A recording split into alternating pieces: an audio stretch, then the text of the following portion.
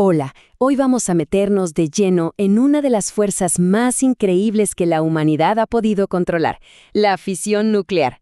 Es un proceso que, por un lado, puede darle energía a ciudades enteras con poquísimo material y por otro, bueno, para bien o para mal, cambió el curso de la historia para siempre. Para que nos hagamos una idea de la escala de la que estamos hablando, pensemos en esto por un segundo. ¿Qué fuerza conocida puede liberar una energía 1.000.000 de veces mayor que la de cualquier cosa que quemamos, como el gas o la madera? La respuesta es esa, dividir el átomo. Y ojo, la energía aquí no sale de jugar con los electrones, como en las reacciones químicas de toda la vida. No, sale de romper el mismísimo corazón del átomo, su núcleo. Ok, entonces, ¿de dónde sale este poder tan descomunal?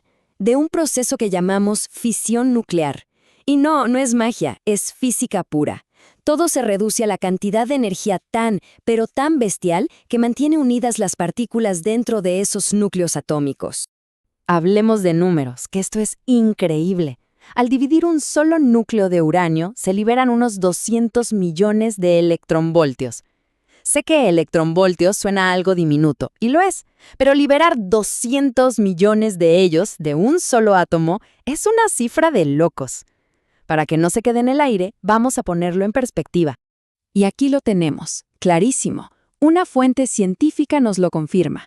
Si fisionamos una cantidad de uranio, liberamos 1.000.000 de veces más energía que si quemáramos esa misma cantidad de gas natural.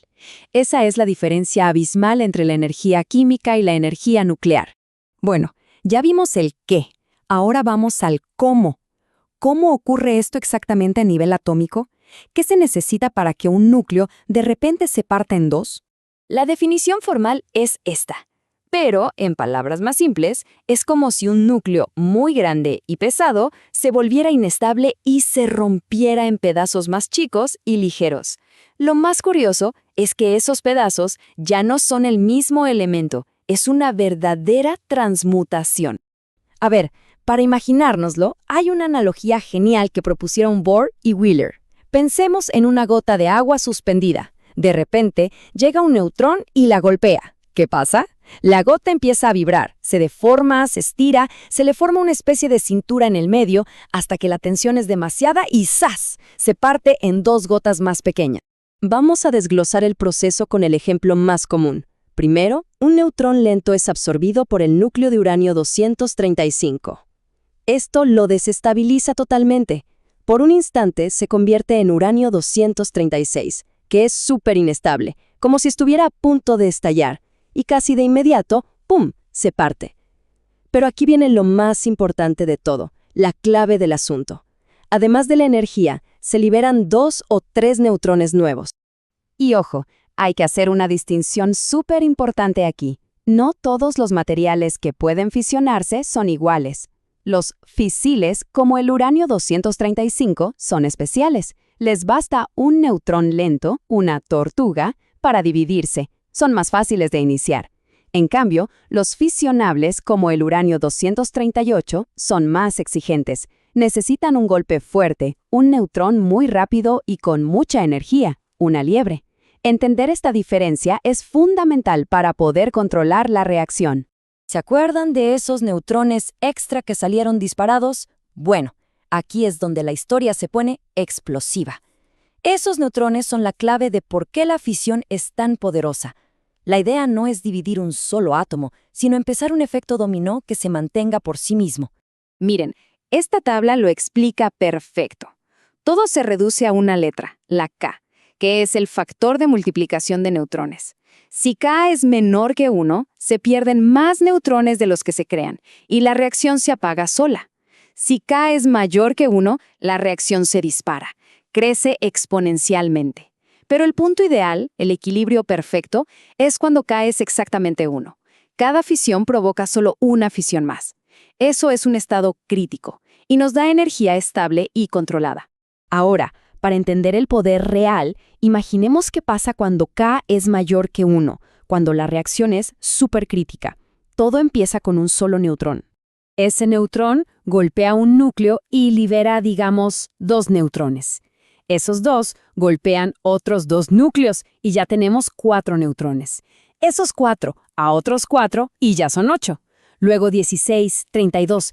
El crecimiento es exponencial y ocurre en una fracción de segundo. La liberación de energía es, bueno, inimaginable. Y esta idea de controlar o no controlar la reacción en cadena nos lleva directamente a las dos caras de la moneda de la fisión nuclear. La misma ciencia, el mismo principio, pero con dos resultados radicalmente distintos. El punto clave es el control. Por un lado, un reactor nuclear está diseñado para mantener esa K clavada en 1. El objetivo es generar energía de forma estable y sostenida en el tiempo. Por otro lado, un arma nuclear busca exactamente lo contrario, que la reacción se vuelva supercrítica lo más rápido posible, para liberar toda esa energía de golpe, en una explosión instantánea. Y cuando logramos controlar esta reacción, sus usos pacíficos son muy variados. Claro, están los reactores de potencia para generar electricidad, los más conocidos. Pero también hay reactores de investigación, que son vitales para la ciencia y la medicina. E incluso se investigan reactores reproductores, que podrían producir más combustible del que consumen. Pero claro, es imposible hablar de la fisión sin tocar su compleja historia. Su descubrimiento fue un triunfo científico increíble, sí, pero también nos puso de frente con un dilema moral gigantesco como humanidad. Y lo más impactante fue la velocidad. En 1932 se descubre el neutrón. Apenas una década después, en 1942, Enrico Fermi ya había logrado la primera reacción en cadena controlada. Y solo 3 años más tarde, en 1945, el mundo conoció su poder destructivo.